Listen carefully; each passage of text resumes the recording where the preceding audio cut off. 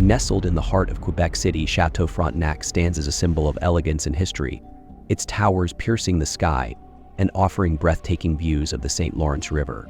Tourists flock to its halls, captivated by its beauty and intrigued by whispers of a haunting that lingers within its walls.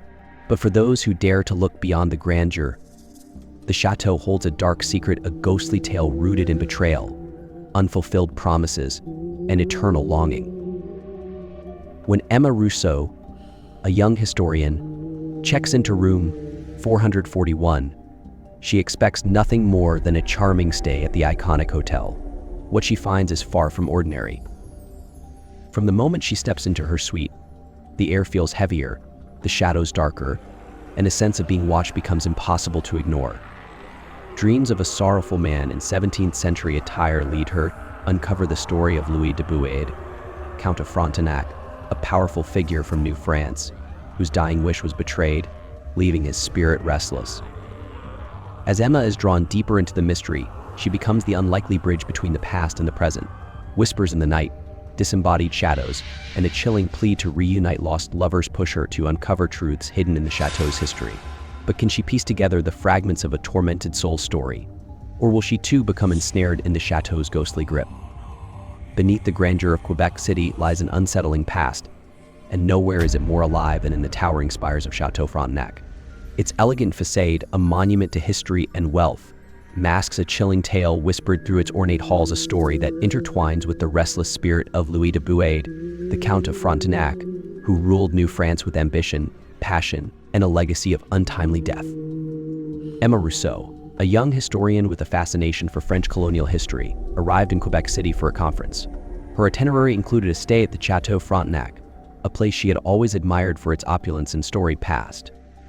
She checked into room 441, a corner suite with panoramic views of the St. Lawrence River. The room's antique furnishings gave it an air of timeless elegance, though a faint chill lingered in the air despite the warm July evening. As Emma unpacked her suitcase, she felt an odd sensation like being watched. Dismissing it as exhaustion from her flight, she explored the room. Her fingers brushed against the embroidered coverlet on the bed when the sensation intensified, accompanied by a faint whisper, too soft to discern. She froze, heart pounding, but the room fell silent. She laughed nervously. "You're letting your imagination run wild," she told herself. That night, Emma dreamt of a man clad in 17th century French attire. His eyes were piercing, his presence commanding, yet sorrowful.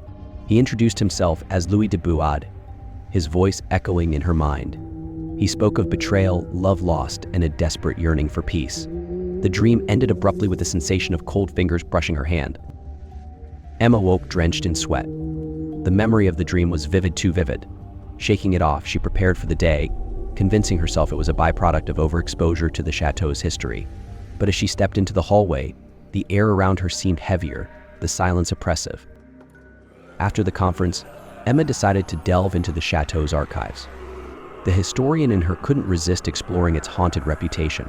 The records revealed the Chateau Frontenac had been built on the site of an earlier fort. Louis de Baude had governed New France from nearby, and his ashes, per his dying wish, were meant to be returned to his beloved homeland. However, due to political strife, his remains were instead buried in Quebec City, a fate he had considered a curse. Perhaps his spirit lingers because of this unfulfilled wish, Emma mused aloud. The librarian, an elderly woman with sharp eyes, leaned in. "Many believe so," she whispered. "Guests have reported seeing his apparition, especially on the 4th floor. Some say he seeks a messenger to carry his final plea."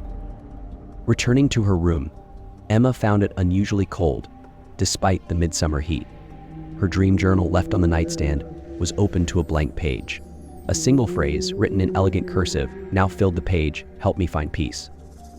Her hands trembled as she closed the journal. Could it have been a prank? Or was something truly supernatural at play?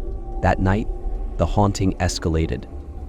The whispers grew louder, forming disjointed sentences in French: "Mon amour, le serment trahison," "my love, the vow, betrayal." The chandelier swayed as though a phantom wind had swept through. Shadows coalesced in the corners, twisting into forms that vanished when she turned to look. Then she saw him. Louis de Baude stood by the window, his face illuminated by moonlight. His eyes bore into hers, filled with anguish. "You must listen," he said. his voice a blend of authority and despair. "I cannot rest. They broke their word, and my heart is tethered to this place."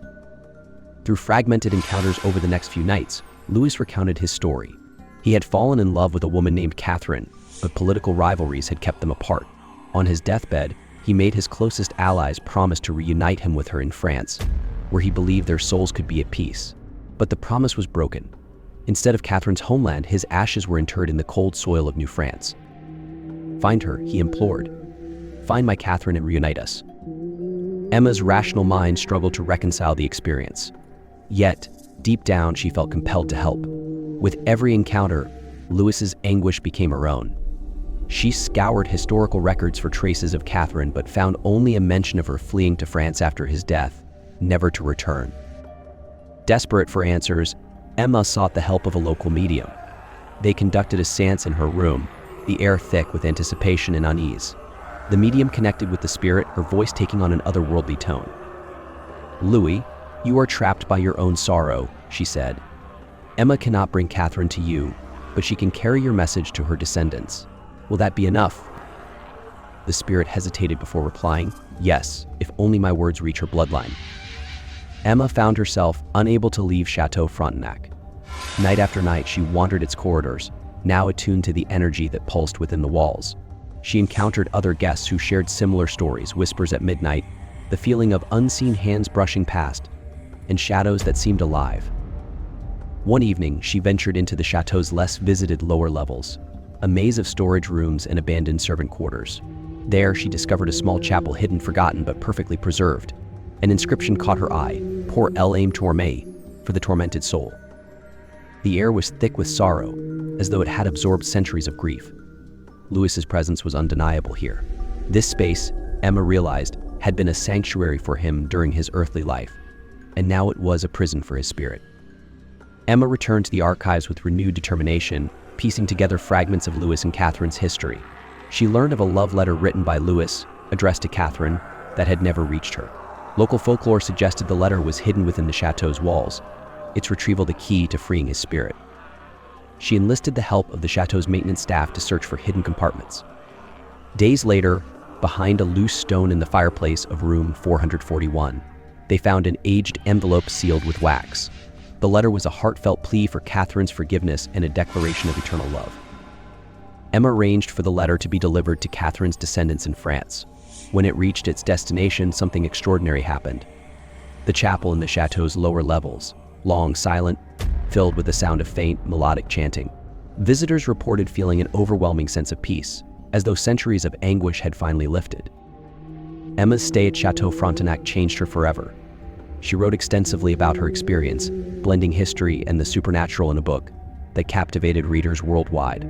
The chateau, now free from its heaviest hauntings, retained an air of mystery, with Louis's story adding depth to its legacy.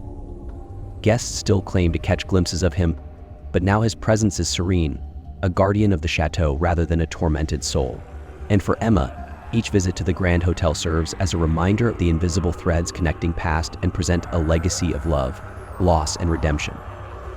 Emma's journey at Chateau Frontenac wasn't just about uncovering history, it became a quest to bring peace to a tormented soul.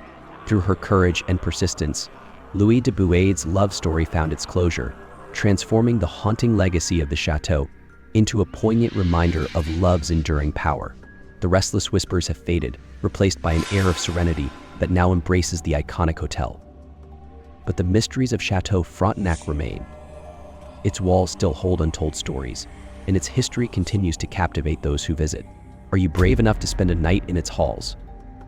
If you enjoyed this haunting tale and want to dive into more stories of the paranormal, be sure to like this video and subscribe to our channel.